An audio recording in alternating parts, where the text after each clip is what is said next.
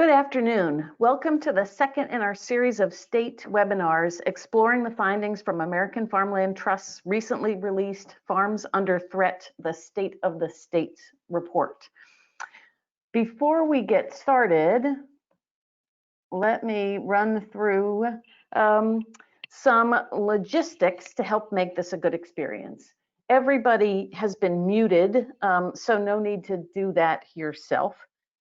If you would like to ask a question or make a comment, look at the control panel on the right-hand side of your screen.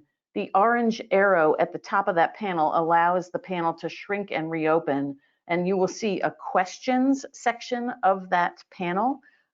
You can unlock that from it to ask a question. Type your question into the panel and we will answer them live during the presentation. We are recording the webinar and we'll send the link of the recording to everybody who has registered, and please feel free to share this link with others who were not able to make it today. So let me introduce myself. I am Chris Coffin. I'm American Farmland Trust's Senior Policy Advisor. I also direct our newly launched National Agricultural Land Network, which I'll talk about at the end of the webinar. Co-hosting with me is Billy Van Pelt, AFT's Senior Director of External Relations. Billy is based in Kentucky and works throughout the Southeast to increase AFT's visibility and impact in the region. And he can introduce himself a little bit further.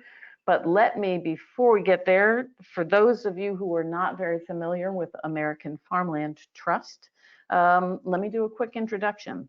We are a national nonprofit membership organization founded in 1980. We are an agricultural land trust. But we do many things and we work in many ways. We work to save the land that sustained us by protecting farmland. So again, we are a land trust ourselves. Promoting sound farming practices. We do a lot of work directly with farmers on conservation, and keeping farmers on the land, recognizing that it's not farmland without farmers.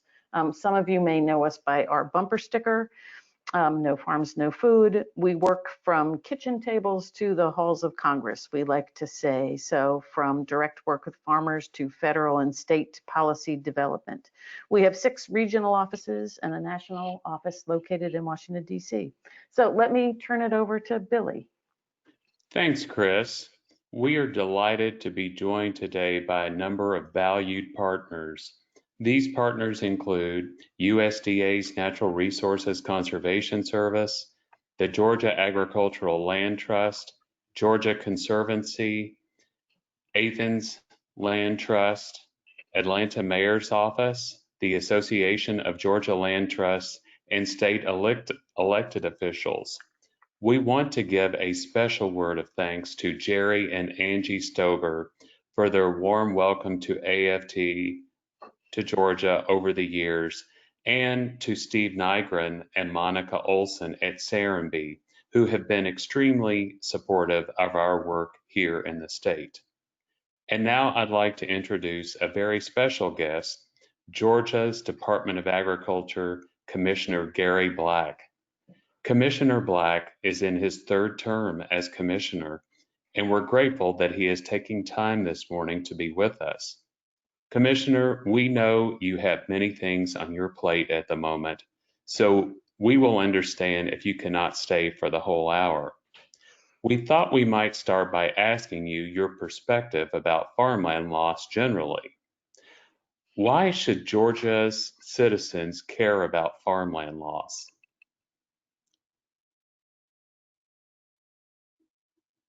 Commissioner, you may still be muted. Chris, there we go. Now we're unmuted. Now we can hear you. I'm not technology adverse. Sorry about that. But good afternoon, everyone, and thank you, Billy and Chris, and all AFT partners and friends on the webinar today. I'm honored to be a part of it. Thank you for including me, and thank you for your hard work. I look forward to being an active listener this afternoon too. to your question to start with, Billy, perhaps we should just look at the answer to your question comes into greater focus because of, unfortunately, because of some of the events of the last few weeks. I'm convinced that consumers today,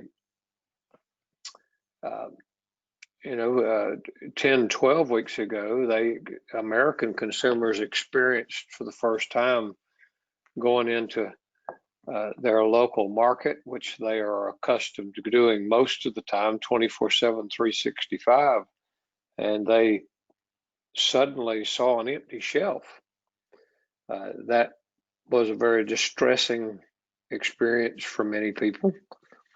I got a lot of free advice during those early days of the pandemic, wanting to know why are you allowing those farmers to dump milk? Why aren't you requiring that they send it directly to the food bank? What a shame it is that we're losing. And it's correct. It was a tragedy. It was a shame that we lost all that. But we just saw we took a gut punch to the food system. And so I think on a broader scale, that has its own. There's scores of webinars that have been conducted and will be conducted in years to come on that particular subject, but it relates to our topic today, just simply, I believe, because people are wait a minute, yeah, if we don't have farms, we won't have food, and they're coming. Your bumper stickers coming into clearer focus every day. So we've got to have this productive capability. We want to produce for ourselves, and it's a part of national security. And so I think that's what makes this topic very important because of the pandemic, but certainly beyond the pandemic, it's important that we do this work now. Thank you, Commissioner. The next question is a two-part question. The first part is, how might this report inform the work of the Department of Agriculture? And the second part is, how can stakeholders help to move some of the findings of this report forward? Well, Bill, it's no doubt an advocacy document. That's what AFT's known for, is strong advocacy. So when you have good science and some of your best thinkers tabulating or gathering data, processing it, put it in a format that people can understand and inform policymakers, I think that's a very good, that will be helpful to us because we also share that advocacy role. There's a big job out with the consuming public with, if we, I think maybe most listeners to this, participants in this webinar will understand that 1.678 somewhere along there is the percentage of the people that live on the land that produce the food and fiber for everyone else, and actually that's even a smaller number if you look at the those who are producing the majority of the food and fiber for us, and at the same time protecting our waterways and being good environmental stewards. So it's important that we we have good data and good studies like you're providing. So I hope we can be a partner in communicating with the general public.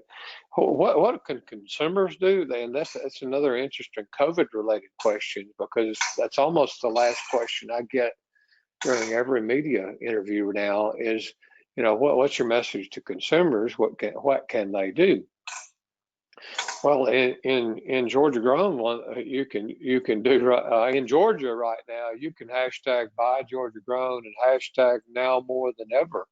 That's what consumers can do to assist producers during this time, but also ensure that there's a stable agricultural economy for all of us into the future, as we maybe now, because of this experience, grow to appreciate it a little more.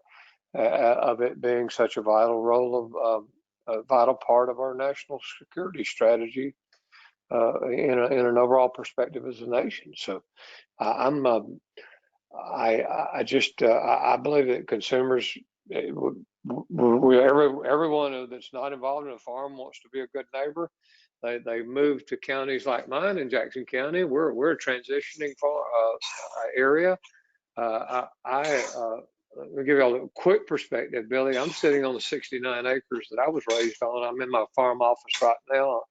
We're blessed with moisture. We have the best grass, and hallelujah, at my place, all of my rotational grazing is at 6.2 pH or above for the first time, and I don't know when. We've been investing. The cows are fat, and we're ready to go. But just less than 2 miles from me is a brand new battery plant being constructed for automobile electric car batteries by a Korean firm, which we're glad to have those. I think it will start at 2,000 jobs, but it keeps going up. That's 2 miles from me. And so I look out my own window every day, kind of wondering what the next generation is going to want to do as my son and I select sires for next year, and as my daughter and son-in-law are feeding out beef right now to sell to maybe some of you on the webinar today. So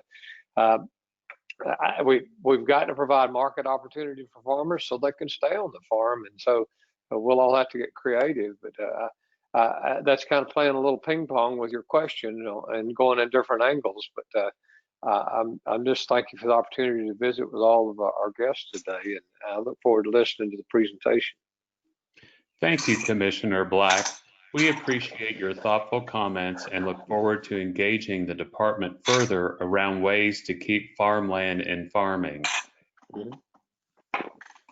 Great. Yes, thank you, Commissioner. And those were some excellent points that you made, and that now really is a time that the consumer attention is focused on the food system and figuring out how to translate that into support for agriculture generally and for farmland particularly. So let's dig in about the findings from our Farms Under Threat report. We're focusing today on the state of the states, which is the second in this research series. It paints a striking picture of the threats facing working farms and ranches in every state and documents the steps every state has taken to protect their agricultural land base from development. Here's the approach that we used. It was a multi-pronged one that includes identifying threats to agricultural land through advanced spatial mapping and an in-depth analysis of state policy responses. And with that, we are hoping to raise public awareness, to inform state and federal policy, and to encourage more direct and permanent agricultural land protection. So now we are going to do a live move into the website. This is now a website that has been built for this. We hope that this will be a useful tool for everybody on this webinar and for many others. So I wanted to just do a tour of this so that you can see not only some of the findings, but the way that you can use this website in the future. And it's at farmland.org/farmsunderthreat. So over here on the right-hand side, select a state. We're going to Georgia. Then you see that there is both spatial mapping and the policy scorecard.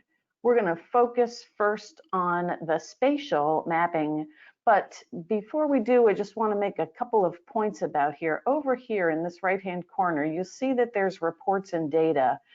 We're going to be talking about a number of things on these findings, and if you want more information on any of them, you can find them over here through this report tab.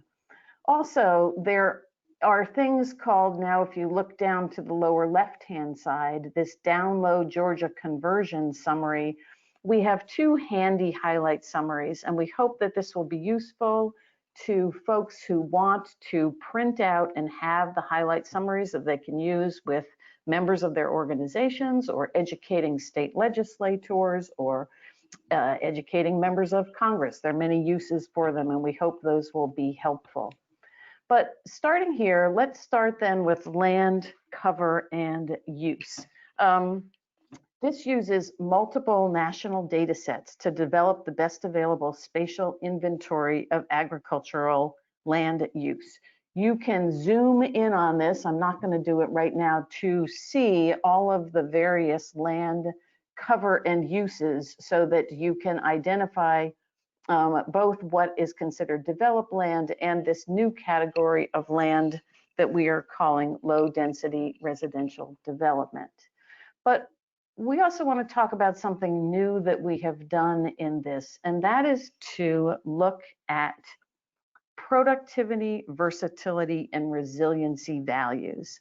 This is a new system that is a first ever assessment of agricultural land quality that specifically accounts for productivity, versatility, and resiliency of the land. The index was developed with a national panel of experts. The higher PVR values indicate higher suitability for long-term intensive crop production, especially for food crops such as fruits, nuts, vegetables, and staple grains. And you see that the darker the layers, the higher the PVR value, which gets us to the next one, which is our nationally significant land. And again, this is what we consider to be the best land for intensive crop production. It is on the higher range of the PVR values in the state. You can see where it's located around the state, just as I move things like this. And you will see that 6.2 million acres of Georgia's agricultural land is considered nationally significant, which is about 53% of all the agricultural land. Let me go lastly to conversion of agricultural land. And here's where you see, obviously in red, where the largest conversion is. The data that we looked at was a 15-year period from 2001 to 2016, which was a period of historically low housing starts. So the fact that there has been as much conversion as there is, and you can see this, oh, whoops, why is that saying South Carolina? My apologies. Back to Georgia. You all are not South Carolina. So looking again at this, let's zoom in a little bit, but you can see again, this is, despite it being a time period of relatively low growth, it was not relatively low growth for much of the conversion in Georgia. So we mapped the conversion in two different types of land. The first was urban and highly developed land use, which includes the traditional culprits in farmland conversion, so expanding residential, commercial, industrial areas. It's mostly found in cities and towns, but it also includes rural, industrial, and energy production sites, including oil and gas well pads and solar panel installations. The second type of development that we mapped, again, this is a first of its kind, is low density residential development, or LDR. It was the first effort of its kind to quantify the extent of large lot housing on the agricultural land base. We know that fragmentation affects the viability of agricultural operations when you have non-farm neighbors, and we really wanted to get a sense as to how significant impact it was. And you can see when you look at this that that in Georgia, 68% of the conversion was to low density residential development. And this 9 times more likely refers to land that had been in low density residential development as of 2001 was 9 times more likely by 2016 to have been converted into highly developed land. So let me stop there and let me give the microphone to Billy for a minute, just to again zoom in, particularly in this part in the upper half of the state, just to talk a little bit about what he's seeing on the conversion front. Thank you, Chris. And as Chris pointed out, there is a significant amount of PVR land, productive, versatile, and resilient soils, along with nationally significant soils. And if you could zoom out just a bit, Chris, it's important to see the relationship between all the outlying cities, for example, in this frame, and their relationship with Atlanta. So we have a significant amount of PVR land from the outlying cities and bedroom communities of Atlanta and Atlanta itself. So going forward, and we'll talk about this a little bit later in the webinar, is how do we work to implement policies and programs that prevent smaller bedroom communities from merging with each other and larger cities from merging closer to Atlanta and eroding away at the productive, versatile, and resilient soils. So that is the perfect segue for phase 3 of Farms Under Threat, but we'll talk about that in a minute. Okay, thank you, Billy. So now we are going to switch over to the policy side. So you can see how you do this on the website. You just go to Policy Scorecard here. And again, it still should have Georgia, which it does. Okay, so our intent with the scorecard is to highlight effective elements of state policies that address the 3 main drivers of agricultural land conversion.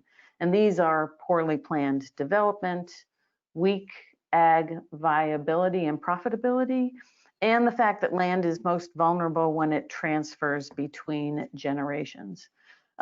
While AFT has been at the forefront of federal and state policy development around farm and ranch land retention and protection since our founding, this is our first effort at a comprehensive state policy scorecard. And in fact, we understand that it's not comprehensive. It is comprehensive in terms of focused particularly on many agricultural land protection tools, but we recognize that there are many other state policies, as the commissioner mentioned. Georgia Grown is a great way of helping to support the viability of farm businesses by linking farms to consumers. So we understand that we have not been, this scorecard is a first one. We expect that there will be new and multiple iterations of it in the future, but this is our first effort. So the things that we looked at was purchase of agricultural conservation easement programs, which are, again, are voluntary programs where farmers, landowners can sell their development rights at assessed value. There are appraised value, excuse me. We looked at land use planning and growth management and the relationship between state planning and what the state enables counties and municipalities to do, and whether there's sort of encouragement there to have conformity with any state goals. We looked at property tax relief. So in the case of Georgia, conservation use assessment.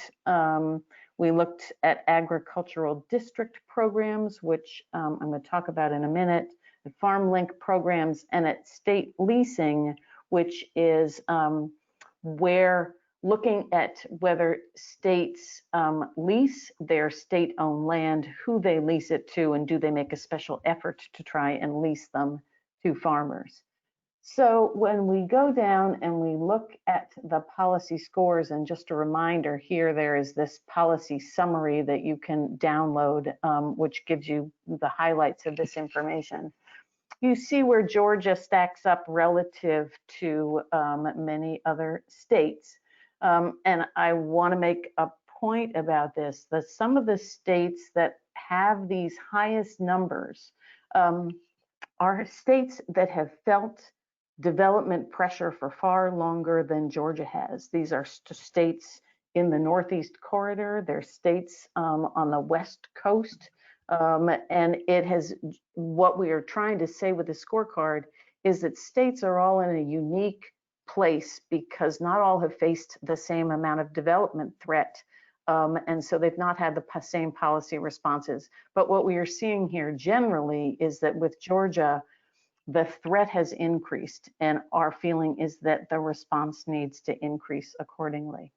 So in looking here, you can look at select programs to look at the details behind them. I'm sorry, I'm having trouble with I don't know why it's telling me this.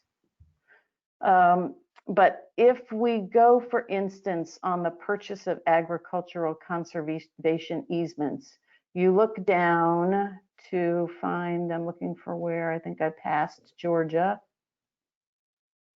Where did I'm missing Georgia. Oh, for Lord's sake. There we are. My apologies.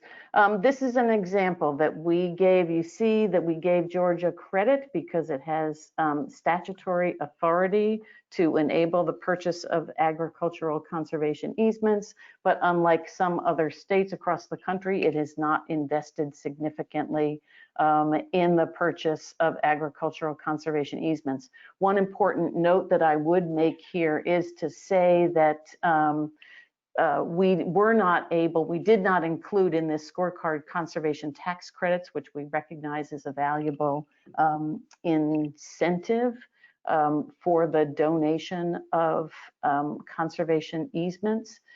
We hope in a future scorecard, that's one of the things that we would like to include in the future.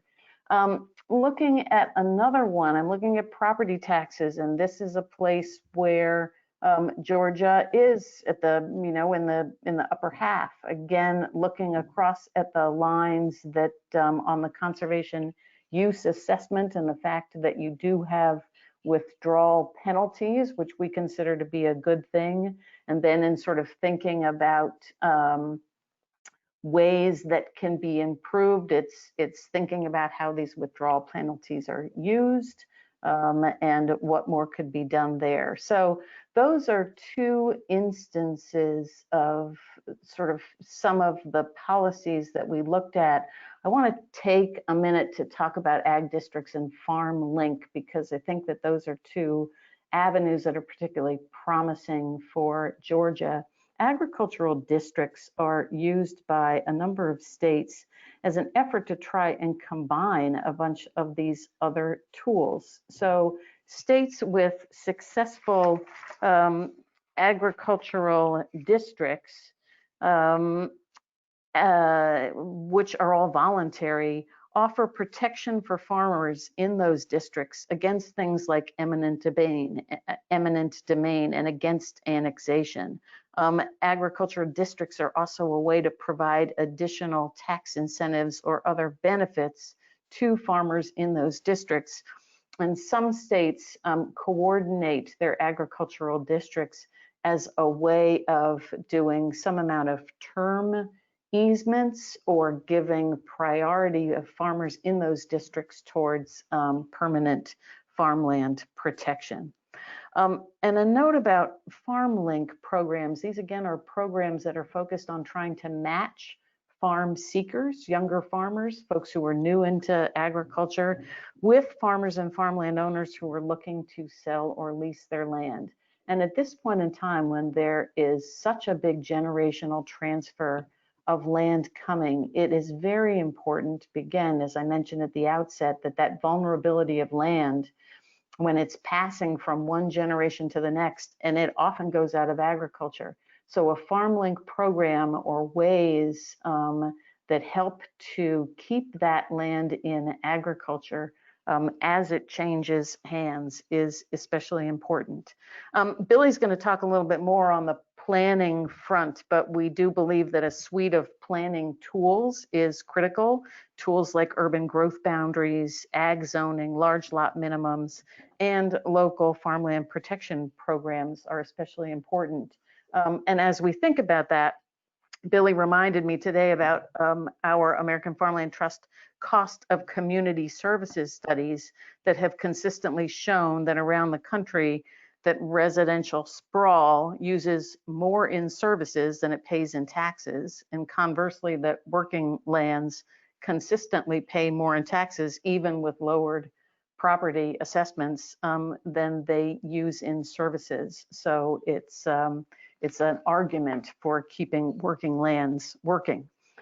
So let me stop there. I hope that was a useful cruise through the findings, and let me go back to the PowerPoint. But as we do, we want to launch a poll, which is just to get a sense from folks about which policy or policies you think might be the most valuable for Georgia to pursue. So let me stop for a minute and open the poll. And I forgot to say that if you were in full screen mode, you may have trouble voting.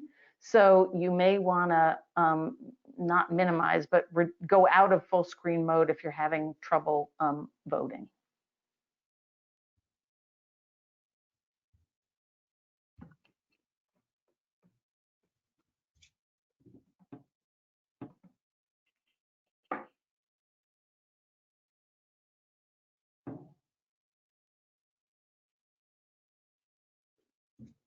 Okay, so I can't tell if the poll results are being published. It looks like they are. So that's interesting because it's a pretty good mix of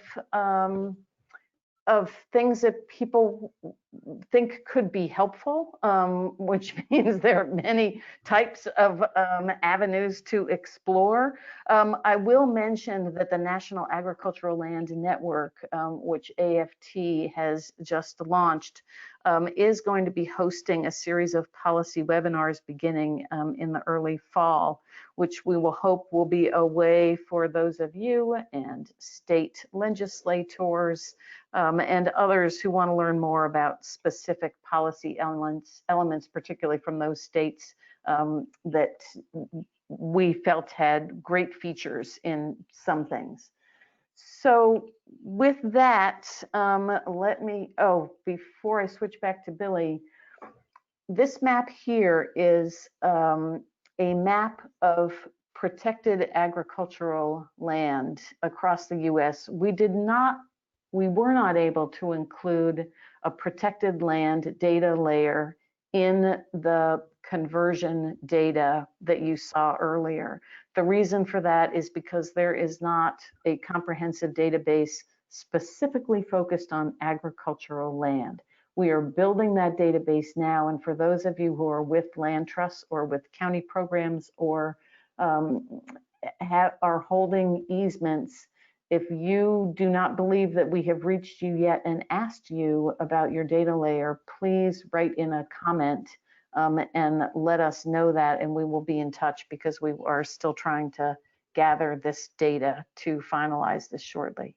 So with that, let me turn it over to you, Billy. I don't know if we have questions yet, but if we do, now would be a good time. We do have questions, Chris, and thank you. The first question is from one of our participants who would like to know if the opening slide was from a location in Georgia. I don't know, to tell you the truth. It was put together for our national launch event, and I don't know, but we can certainly find out. Okay, and on that note, I'll just say that the imagery shown in our presentations, if you go to the Farms Under Threat website and you look at the report or the executive summary, images are used from across the country that generally exhibit and illustrate the themes of the report related to urban sprawl and low density residential development. So I think that's a very good question for many reasons, because Sprawl gives us, there is really no sense of place with sprawl. It's an anywhere USA development pattern. So I think the question itself is indicative of the fact that sprawl does not give a sense of place. It looks the same no matter what city it's in. The next question, have you had any significant successes in controlling sprawl in and around Atlanta? Again, I think this is an opportunity for us to talk a little bit later in the webinar about phase 3 of Farms Under Threat, which is going to be our county level approach projecting into the future.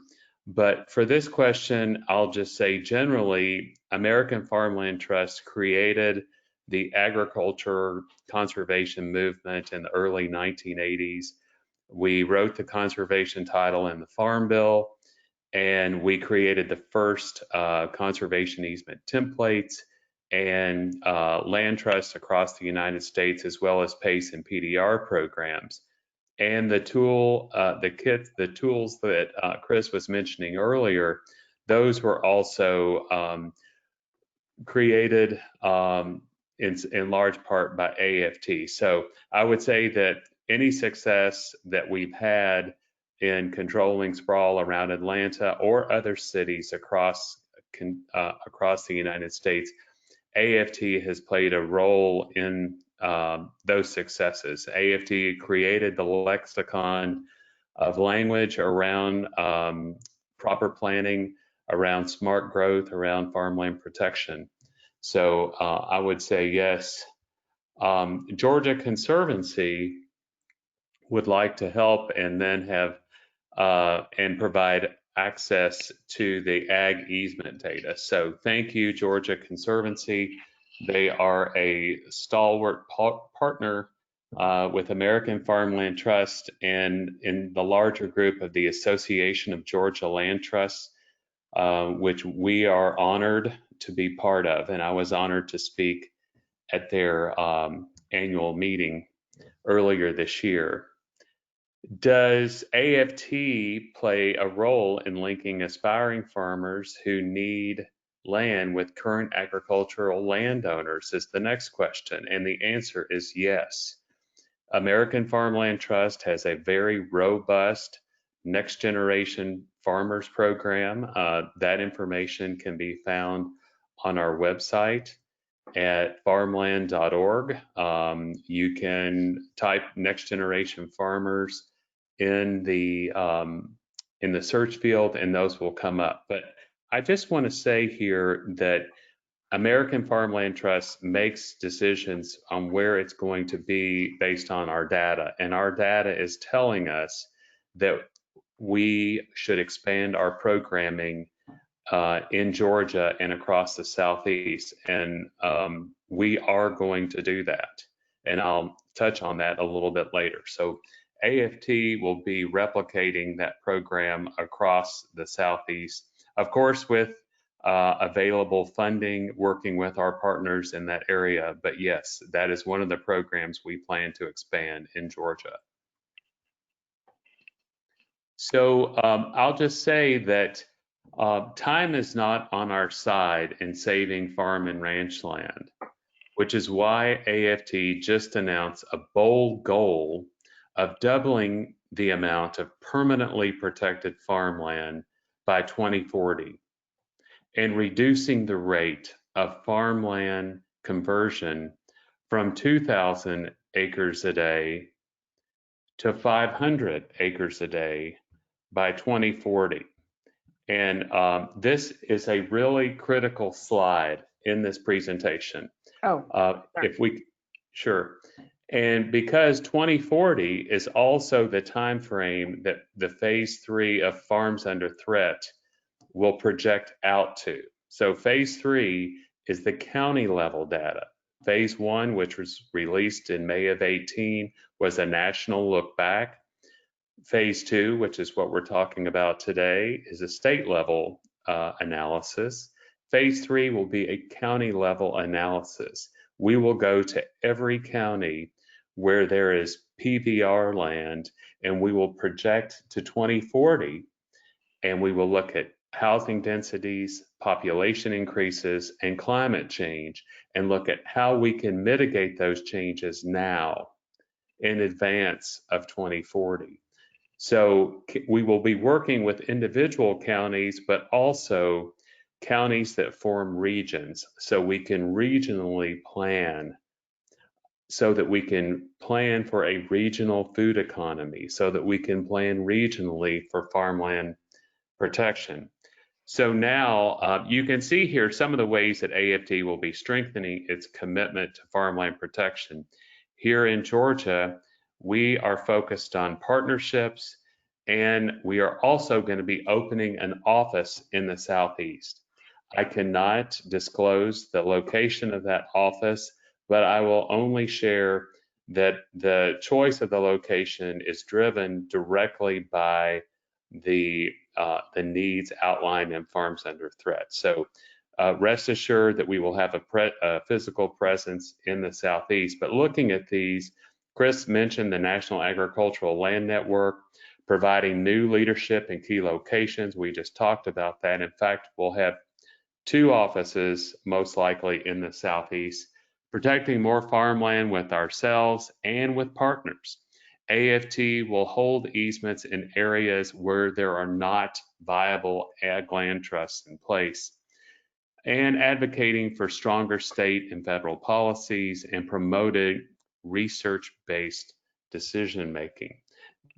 This is how we're strengthening our commitment. So I'll also say that there are ways that we can work to, and Chris touched on this earlier, to share information and to help communities plan for the future of agriculture and protect farmland. And those are the urban growth boundaries, the farmland protection programs, the large lot minimums, and agricultural zoning outside of your rural areas. For those of you, many of you on the call I've met with, Lexington, Kentucky is where I'm from. Lexington had the first urban growth boundary in the nation, 1958, and it defined an urban area and a rural area. Everything outside of that boundary is zoned agricultural. Everything inside is for urban uses. And we have ag zoning, and we have large lot minimums, and we have a farmland protection program. So all of those things work in concert so that we can protect farmland. It's not an anti-growth discussion. It is about planning for the urban area and the rural area to be hand in glove, where one is complementing the other. The stronger your urban area is, the more vibrant it will be. The more intact your rural area is, and pushing that growth inward to compact contiguous development, the more vibrant your urban core will be. And we have a saying in where I'm from, grow up, not out.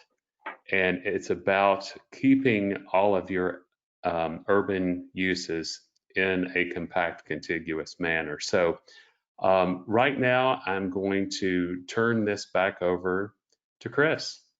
Great. Thank you ever so much, Billy. And looking here again, these are, I'm sorry. These are some of those, that last slide, my apologies. Commissioner, you're not the only one who has some technological challenges. These again, in sort of thinking about the ways that states can be thinking about how to respond, as much as what Billy said. So let's go then to any last questions. Please feel free if you have any questions. I do want to launch a poll because I want to ask, for the purpose of the National Agricultural Land Network, what type of assistance and what type of information folks on the webinar would find the most useful. But before I do that, Commissioner, I hope that you were able to stay on the call with us. If you are, I'd invite you, if you'd like, to say a few words in closing, if now that you've sort of heard some of this conversation. No, sure, Chris. It was a great tool, and look forward to. We need to. One thing I'd like to offer is when we get ready, for full launch, and we can partner with you on this, is to.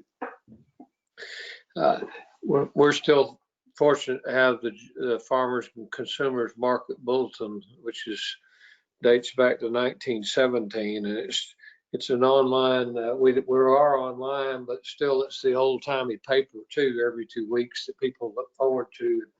For every Georgian that's on this call, there's really only two types of Georgians. The way we say it is the people that get the market bulletin and the people that should. So the rest of you could go and it's the best $10 value of the year. But what I'm saying, Chris, is we have the second largest print distribution of any newspaper in the state, second only to AJC. But I bet more people read our paper than read that regularly. So it's got a faithful following. So we need to make sure these resources, we can do a top fold for you that would be really good when you get ready to fully launch and kind of promote to people. But well, that would be terrific. Chris, I just sent you an email, and I know we're on a taped webinar, and I don't know if this is possible, but with your technology folks, I've linked a Dropbox. During the webinar today, I've gotten a message from our farmers, which is something we're about to push out to the general public, that speaks to the spirit of what we're all talking about today. So I don't know if you can spin that around with, or if you care to, with your technology folks there, if it's possible to share that video. Offer it to you, but if it's not, I understand. But I did just send you an email on that too. But I appreciate the chance to be a part of this. Well, thank you. We will see. And again, as is obvious, I am not the technology person, but we do have people who are tech savvy. And if there's any way that we can include that when we send back out this registration link, we would be happy to do that. Cool. So let's look at the polls again, and let me talk then for a minute because I don't see any further questions. So let me then take a minute to talk about the National Agricultural Land Network and what folks on the phone what folks are saying in terms of the type of assistance that you might be looking for. And again, land use planning seems to be right up at the top, which is great. So the National Agricultural Land Network, we just launched. It is formalizing a role that AFT has played over the past 40 years in terms of providing technical support, providing peer networking, information sharing for those involved in agricultural land protection. And that's protection generally, that's keeping land in agriculture as well as permanently protecting it. Our hope with it is to have a combination of different types of programming that will go from seminars and information sharing around planning tools that work, and this seems especially important in this part of the country. We do imagine doing some. It's hard at the point to imagine. We don't really know when we'll go back to being able to do in-person events, but we do hope to do that. We hope to have information sharing around some of the federal policy tools. And it's one of the things that I should have mentioned and forgotten, that while Georgia thinks about ways to invest in farmland protection and why to do that, the Federal Agricultural Conservation Easement Program, or ASEP, now has a lot more money, thanks to the efforts of American Farmland Trust and many others, NASDA included, to try and get more funding for that program to allow for more permanent farmland protection. And so thinking about what Georgia can do, the fact that there is now additional federal funding for the purchase of agricultural conservation easements that is a one-to-one match. So it's a terrific investment for Georgia taxpayers. And it just seems like it's one way to be able to leverage a bunch of good federal resources. But we are going to be having sessions around that program, how states and land trusts can make more effective use of that, around other federal programs like the Regional Conservation Partnership Program. So there will be some conversations around policy, as well as tools, and things such as buy, protect, sell, which is a way of, it is much of what it sounds like, is that it is a mostly a land trust that can buy a piece of farmland that might be threatened, or you've got an older landowner looking to just sell the land. Land is then protected and then sold to another farmer. There's a lot of interest. There was new Farm Bill language about that. It's very much something that AFT would like to help others expand. So these are the types of things that the network will offer. We have members and collaborators. Members can be any entity that is involved in agricultural protection or planning in any way. So Commissioner, we would invite the department to be a member. Not to worry, it is not an advocacy network, so that should not be an issue for public agencies, land trusts, county planners, anybody involved. So that's the information there. And I also would just like to talk for a minute about the Farmland Information Center with American Farmland Trust. Again, this is run in collaboration with USDA Natural Resources Conservation Service. It is a website and a answering service, and folks really do answer that phone number. If you have any questions, if you are looking for statistics about agricultural land loss in Georgia, if you are looking for, you have a state policy question, or you want to know more about the federal ASEP or RCPP programs, that is a wonderful resource. It also has a huge amount of information around census, around generational transfer statistics. I can't speak highly enough of the amount of information that is available through the FIC, as we call it. So I really do encourage folks to go to that. And for those who are interested, just as I was saying about the Agricultural Conservation Easement Program, we're about to have a lot more resources, including a beautifully done fact sheet for farmers who might be interested in protecting their land and using that program. So anybody looking for that kind of information, please go to that website. So Chris, Billy, if I could. Yep, I was just going to say, I'm turning it back to you for the last word. Well, thank you, Chris. I thought it was interesting in the last poll that the #1 priority was land use planning. And we've talked about some of those tools, urban growth boundaries, agricultural zoning, large lot minimums in rural areas, and farmland protection programs.